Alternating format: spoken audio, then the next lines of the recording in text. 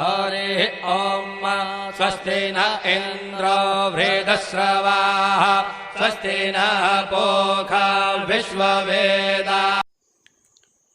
यद्यदाचरति श्रेष्ठस् तद्देवेतरो जनः स यत्प्रमाणं कुरुते लोकस्तद अनुवर्तते।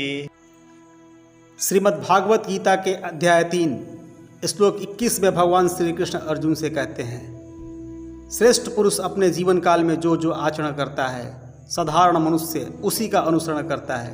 वह जो प्रमाण देता है, समस्त मनुष्य समुदाय उसी के अनुसार कर्तव्य करने लगता है। साथियों, प्रत्येक व्यक्ति का कोई न कोई आदर्श होता है, वह उसी के स्टाइल को फॉलो करता है, उसी के स्टाइल को फॉलो करके जीवन में आगे बढ़ने का प्रयास करता है।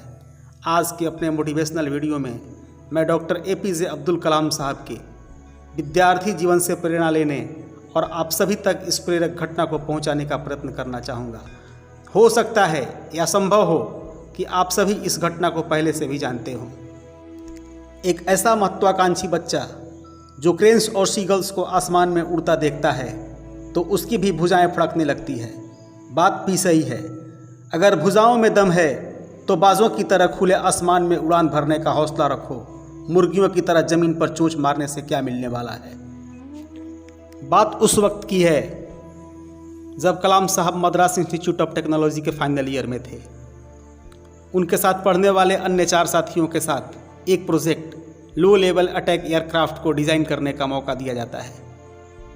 कुछ दिनों बाद प्रोजेक्ट के डिजाइन टीचर प्रोफेसर श्रीनिवासन, जो उस समय MIT के डायरेक्टर भी थे, प्रोग्रेस का रिव्यू करने अचानक पहुंच जाते हैं। कार्य में विलंब को देखकर उन्हें बहुत दुख हुआ। वे मायूस हो गए। उनकी अपेक्षाएं उपेक्षाओं में परिणत होने लगी। कलाम साहब उनके समक्ष डिले होने के दर्जनों एक्सक्यूजेज रखे, परंतु कोई भी एक्सक्यूज उन्हें रास नहीं आया। कोई भी एक्सक्यूज उन्हें इम्प्रेस नहीं कर पाया। जब कलाम साहब प्रोजेक्ट डिज़ाइन को पूरा करने के लिए 1 महीने का अतिरिक्त समय मांगा तो वे गुस्से में स्ट्रिक्टली निर्देश दिए, look young man, today is Friday afternoon, I give you 3 days time.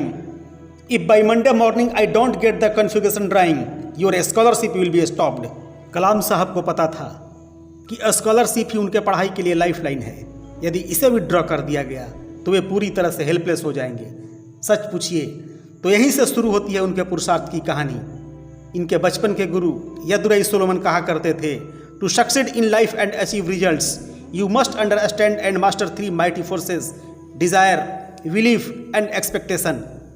अब जो कलाम साहब के सामने गोल था वह असंभव समय सीमा के साथ बंधा हुआ था। उस गोल पे उनकी नज़र उसी तरह से थी जैसे अर्जुन की नज़र मछली की आंख पर थी। अब ना उन्हें भूख थी, ना प्यास थी और ना ही आराम करने की कोई अभिलाषा। सामने सिर्फ और सिर्फ लक्ष्य।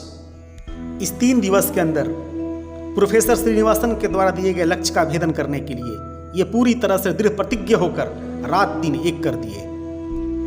संडे मॉर्निंग कलाम साहब प्रोजेक्ट पूरा करने के बेहद करीब जा पहुंचे थे। वे अपने कामों में निरंतर लगे हुए थे। तभी उन्हें एहसास हुआ कि कोई उनके पीछे खड़ा है। जब वे पीछे मुड़े तो देखते हैं प्रोफेसर श्रीनिवासन। कार्य के प्रति डेडिकेशन और मात्र 2 दिन में प्रोजेक्ट डिजाइन को लगभग पूरा होते देख प्रोफेसर श्रीनिवासन आश्चर्यचकित हो गए, क्योंकि उनके अनुसार डेडलाइन मंडे मॉर्निंग था, जो दांतों तले लोहे का चना चबाने से तनिक भी कम न था। कलाम साहब जैसे समर्पित और कर्तव्यनिष्ठ विद्यार्थी भी इसे पूरा करने के लिए 1 महीने का अतिरिक्त अवसर मांग रहे थे। मतलब कार्य तो आसान नहीं था। साथियों, once your mind stretch to a new level it never goes back to its original dimension.